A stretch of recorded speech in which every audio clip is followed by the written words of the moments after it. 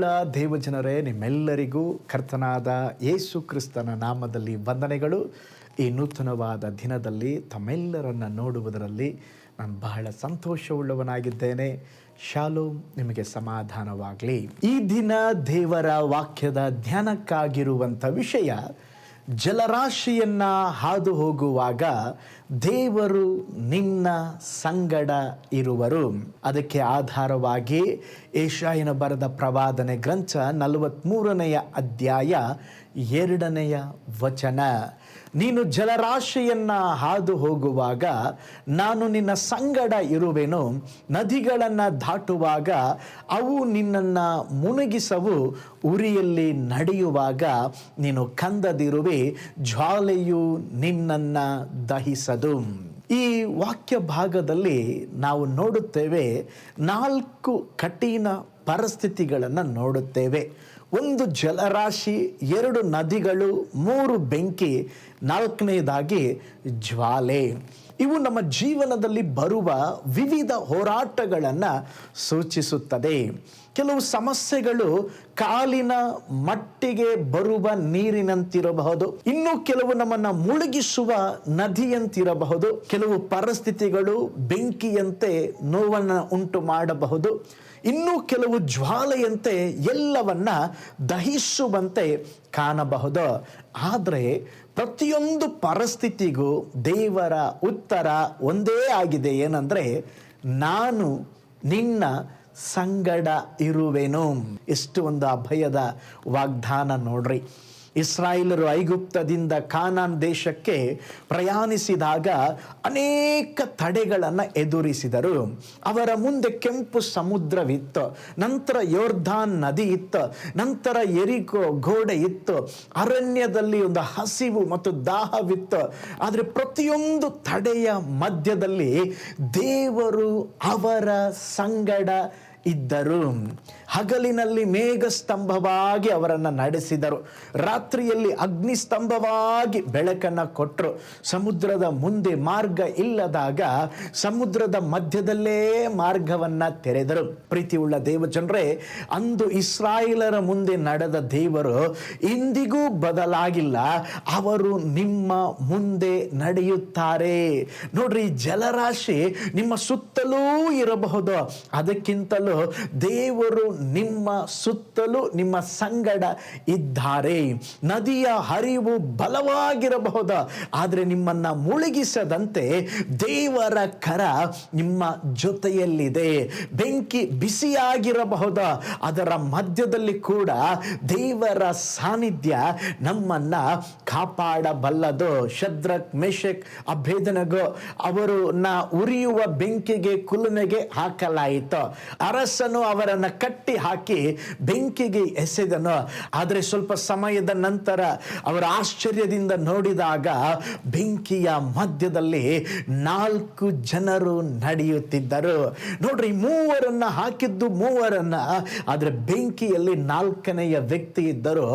ಅವರೇ ದೇವರಾಗಿದ್ದರು. ಅವರೇ ನಮ್ಮ ಕರ್ತನಾದ ಯೇಸು ಕ್ರಿಸ್ತನು. ಇವತ್ತು ಸಹ ನೀವು ಅನೇಕ ವಿಧವಾದ ಸಮಸ್ಯೆಯಲ್ಲಿ ಸ್ತೋತ್ರ ನಡೆಯುತ್ತಿರಬಹುದು, ಜಲರಾಶಿಯಲ್ಲಿ ನಡೆಯುತ್ತಿರಬಹುದು, ಆರೋಗ್ಯದ ಸಮಸ್ಯೆಗಳಿರಬಹುದು, ಕುಟುಂಬದ ಸಮಸ್ಯೆಗಳಿರಬಹುದು, ಆರ್ಥಿಕ ವಿಷಯದಲ್ಲಿ ಅನೇಕ ಒಂದು ಒತ್ತಡದಲ್ಲಿ ನೀವು ಹಾದು ಹೋಗುತ್ತಿರಬಹುದು, ಉದ್ಯೋಗದಲ್ಲಿ ಅಯ್ಯೋ ಈ ಕೆಲಸ ನನಗೆ ಸಿಗುತ್ತೋ ಇಲ್ವೋ, ಶಾಶ್ವತವಾಗಿ ಇರುತ್ತದೋ ಇಲ್ವೆಂಬಂತ ಒಂದು ನಿರಾಶೆಯ ಅನುಭವ ಇರಬಹುದು. ಆದರೆ ಯಾರಿಗೂ ಹೇಳಿಕೊಳ್ಳಲಾಗದಂತ ಒಂದು ಮನಸ್ಸಿನಲ್ಲಿ ಹೋರಾಟ ಇರಬಹುದು. ಆದರೆ ದೇವರು ಇವತ್ತು ನಮ್ಮನ್ನು ನೋಡಿ ಹೇಳುತ್ತಿದ್ದಾರೆ, ನನ್ನ ಮಗನೇ, ನನ್ನ ಮಗಳೇ, ನೀನು ಹೆದರಬೇಡ, ನೀನು ಒಂಟಿಯಲ್ಲಪ್ಪ, ನಾನು ನಿನ್ನ ಸಂಗಡ ಇದ್ದೇನೆ, ನಾನು ನಿನ್ನ ಜೊತೆಯಲ್ಲಿದ್ದೇನೆ. ನಿನ್ನ ಜೀವಿತದ ಪ್ರತಿಯೊಂದು ಪರಿಸ್ಥಿತಿಯಲ್ಲಿ ನಾನು ನಿನ್ನ ಸಂಗಡ ಇದ್ದೇನೆ ಎಂಬುದಾಗಿ ದೇವರು ವಾಗ್ದಾನ ಮಾಡುತ್ತಿದ್ದಾರೆ. ಒಮ್ಮೆ ಒಬ್ಬ ರಾಜಕುಮಾರನು ಅವನ ಅರಸನಾಗುವ ಮುಂಚೆ ಅವನಿಗೊಂದು ಕಠಿಣ ಪರೀಕ್ಷೆಯನ್ನು ಕೊಡುತ್ತಾ ಇದ್ದರು. ಏನಂದರೆ, ಒಂದು ದೀರ್ಘವಾದ ದಟ್ಟ ಕಾಡಿನಲ್ಲಿ ಅವನು ಒಂದು ಬದಿಯಿಂದ ಇನ್ನೊಂದು ಬದಿಗೆ ದಾಟಿ ಬಂದರೆ ಅವರು ಅರಸನಾಗಿ ಅವರು ನೇಮಿಸಿಕೊಳ್ಳುತ್ತಾ ಇದ್ರು. ಆದರೆ ಆ ಕಾಡಿನಲ್ಲಿ ಕಾಡು ಮೃಗಗಳ ಶಬ್ದ, ಕತ್ತಲು, ಬಂಡೆಗಳು, ಹಾವುಗಳು, ಚೇಳುಗಳು, ಅನೇಕ ವಿಧವಾದಂಥ ಅಪಾಯಗಳಿದ್ದವು. ಆದರೆ ಇವೆಲ್ಲವನ್ನು ಅವನು ಜಯಿಸಿ ಬಂದರೆ ಮಾತ್ರ ಒಂದು ರಾಜಕುಮಾರನ ಒಂದು ಪಟ್ಟವನ್ನು ಅವನಿಗೆ ಕೊಡುತ್ತಿದ್ದರು. ಅವನಿಗೆ ಅನೇಕ ಭಯ ರೀ. ಆ ಭಯದಲ್ಲಿ ಕೂಡ ಮೆಲ್ಲಗೆ ಧೈರ್ಯ ಮಾಡಿಕೊಂಡು ಅವನು ಈ ಕಡೆಯಿಂದ ಆ ಕಾಡಿನ ಒಳಗಡೆ ನುಗ್ಗಿ ಪ್ರಯಾಣ ಮಾಡಲಿಕ್ಕೆ ಆರಂಭಿಸಿದ. ಒಂದೊಂದು ಹೆಜ್ಜೆ ಇಡುವಾಗಲೂ ಭಯ, ಆದರೆ ಒಂದೊಂದು ಹೆಜ್ಜೆ ಇಟ್ಟು ಆ ದೀರ್ಘವಾದ ಕಾಡನ್ನು ದಾಟಿ ಆಚೆ ಬದೆಗೆ ಬಂದು ಬಿಟ್ಟ. ಬಂದು ಹಿಂದಕ್ಕೆ ನೋಡುತ್ತಾನೆ. ಅವನನ್ನು ಪ್ರೊಟೆಕ್ಟ್ ಮಾಡುವುದಕ್ಕೆ ಹಿಂದುಗಡೆಯಿಂದ ಅವನ ತಂದೆ ಒಂದು ಆಯುಧವನ್ನು ಹಿಡಿದುಕೊಂಡು ಮಗನ ಹಿಂದೆನೇ ಬರ್ತಾ ಇದ್ರಂತೆ. ನೋಡ್ರಿ, ಆ ಮಗನಿಗೆ ತಂದೆ ಕಾಣಿಸಿರಲಿಲ್ಲ. ಆದರೆ ಆ ತಂದೆ ಮಗನನ್ನು ಬಿಟ್ಟರೆ ಒಂದು ವೇಳೆ ಅವನನ್ನು ಸಂರಕ್ಷಿಸಬೇಕೆಂಬುದಾಗಿ ಅವನ ಜೊತೆಯಲ್ಲೇ ಹಿಂದುಗಡೆ ಹೋಗುತ್ತಿದ್ದನು. ಪ್ರೀತಿಯುಳ್ಳ ದೇವ ಜನರೇ, ನಮ್ಮ ಜೀವನದ ಕತ್ತಲೆಯ ಕಾಡಿನಲ್ಲಿ ಕೆಲವೊಮ್ಮೆ ದೇವರು ಕಾಣಿಸದೇ ಇರಬಹುದು. ಒಂದು ವೇಳೆ ನಮ್ಮ ಪ್ರಾರ್ಥನೆಗೆ ಉತ್ತರ ತಡವಾದಂತೆ ತೋರಬಹುದಾ, ಆದರೆ ಯಾರೂ ನಿಮ್ಮ ಸಂಗಡ ಇಲ್ಲವೆಂಬುದಾಗಿ ನಿಮಗೆ ಅನಿಸಬಹುದಾ. ಆದರೆ ಪರಲೋಕದ ತಂದೆ ನಿಮ್ಮನ್ನು ಬಿಟ್ಟಿಲ್ಲ. ಮತ್ತೊಂದು ಸಾರಿ ಹೇಳ್ತೇನೆ, ಪರಲೋಕದ ತಂದೆ ನಿಮ್ಮನ್ನು ಬಿಟ್ಟಿಲ್ಲ. ನೀವು ಆತನನ್ನು ನೋಡದಿದ್ದರೂ ಆತನು ನಿಮ್ಮನ್ನು ನೋಡುತ್ತಿದ್ದಾನೆ. ನೀವು ಆತನ ಹಸ್ತವನ್ನು ಅನುಭವಿಸದಿದ್ದರೂ ಆತನ ಹಸ್ತ ನಿಮ್ಮ ಮೇಲೆ ಇದೆ. ನಿಮ್ಮ ಕೆಲಸದ ಒಂದು ಭವಿಷ್ಯ ಮಂಕಾಗಿ ಕಾಣಿಸಿದರೂ ದೇವರು ನಿಮ್ಮ ಸಂಗಡ ಇದ್ದಾರೆ. ನಿಮ್ಮ ಆರೋಗ್ಯದ ಕುರಿತು ಒಂದು ಕಳವಳ ಏರ್ಪಟ್ಟಿದ್ದರೂ ದೇವರು ನಿಮ್ಮ ಸಂಗಡ ಇದ್ದಾರೆ. ನಿಮ್ಮ ಕುಟುಂಬದ ಸಮಸ್ಯೆ ದೊಡ್ಡದಾಗಿ ಕಾಣಿಸಿದರೂ ದೇವರು ನಿಮ್ಮ ಸಂಗಡ ಇದ್ದಾರೆ.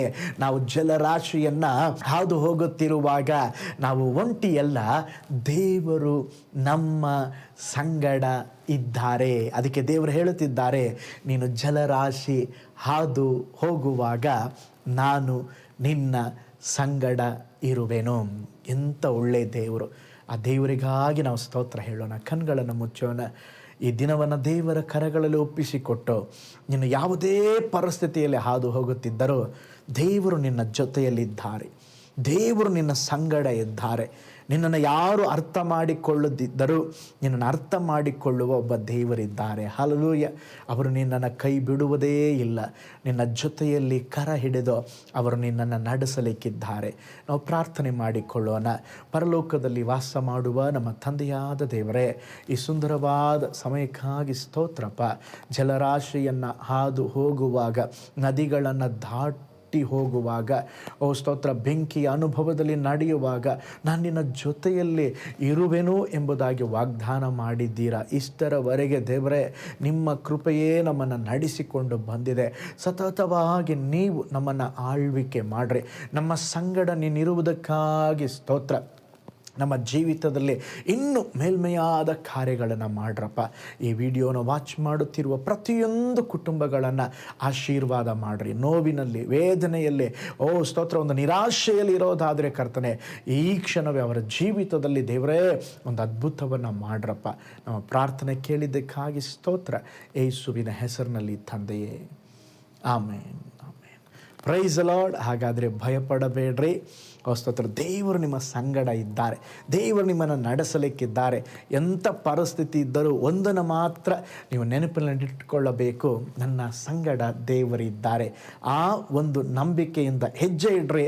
ಹೆಜ್ಜೆ ಇಡುವ ಒಂದೊಂದು ನಿಮ್ಮ ಹೆಜ್ಜೆಗಳಲ್ಲಿ ದೇವರ ಅದ್ಭುತವನ್ನು ನೀವು ಕಾಣುವಿರಿ. ನಿಮಗಾಗಿ, ಕುಟುಂಬಕ್ಕಾಗಿ ಪ್ರಾರ್ಥಿಸ್ತಾ ಇದ್ದಾನೆ. ದೇವರು ನಿಮ್ಮ ಜೀವಿತದಲ್ಲಿ ಒಳ್ಳೆಯದನ್ನು ಮಾಡಲಿ. God bless you. ಕರ್ತನಲ್ಲಿ ಪ್ರಿಯರೇ, ಈ ಸಂದೇಶ ಮತ್ತು ಪ್ರಾರ್ಥನೆ ನಿಮಗೆ ಆಶೀರ್ವಾದಕರವಾಗಿದ್ದರೆ, ದೇವರು ನಿಮ್ಮನ್ನು ಪ್ರೇರೇಪಿಸಿದರೆ, ನಂಬಿಕೆಯಿಂದ ಸಾಗುವ ಈ ಸೇವೆಗೆ ನಿಮ್ಮ ಅಮೂಲ್ಯವಾದ ಕಾಣಿಕೆಯನ್ನು ಬಿತ್ತಿರಿ.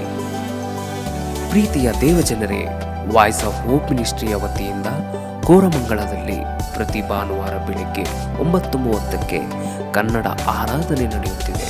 ಆತ್ಮಭರಿತವಾದ ಆರಾಧನೆ, ಮನಮುಟ್ಟುವ ಸಾಕ್ಷಿ, ಬಲಪಡಿಸುವ ದೇವ ಸಂದೇಶ. ಬನ್ನಿ, ನಮ್ಮೊಂದಿಗೆ ಭಾಗಿಯಾಗಿ ಕರ್ತನನ್ನು ಆರಾಧಿಸಿರಿ. ನೂತನ ತಿಂಗಳ ಆಶೀರ್ವಾದ ಕೂಟ ಪ್ರತಿ ತಿಂಗಳು ಮೊದಲ ದಿನ ಸಂಜೆ 7 ಗಂಟೆಗೆ. ಪ್ರತಿ ತಿಂಗಳು 2ನೇ ಶನಿವಾರ ಬಿಡುಗಡೆ ಉಪವಾಸ ಪ್ರಾರ್ಥನೆ ಕೂಟ ಬೆಳಿಗ್ಗೆ 10:30ಕ್ಕೆ. ನಿಮಗಾಗಿ ಪ್ರಾರ್ಥಿಸಬೇಕೆ? ನಿಮಗೆ ಯಾವುದಾದರೂ ಪ್ರಾರ್ಥನೆ ಮನವಿಗಳು ಇರುವುದಾದರೆ ಕೆಳಗಿನ ನಂಬರಿಗೆ ಕರೆ ಮಾಡಿ ಅಥವಾ ವಾಟ್ಸಪ್ ಮಾಡಿ. ಈ ಆತ್ಮಿಕ ಸಂದೇಶಗಳು ನಿಮಗೆ ಆಶೀರ್ವಾದಕರವಾಗಿದ್ದರೆ ಲೈಕ್ ಮಾಡಿರಿ. ಇಂಥ ಅದ್ಭುತ ಸಂದೇಶ ಪ್ರತಿದಿನ ನೋಡಲು ಬಯಸುವುದಾದರೆ ಸಬ್ಸ್ಕ್ರೈಬ್ ಮಾಡಿ ಹಾಗೂ ಇತರರೊಂದಿಗೆ ಶೇರ್ ಮಾಡಿರಿ. ಕರ್ತನು ನಿಮ್ಮನ್ನು ನಿಮ್ಮ ಕುಟುಂಬವನ್ನು ಆಶೀರ್ವದಿಸಲಿ.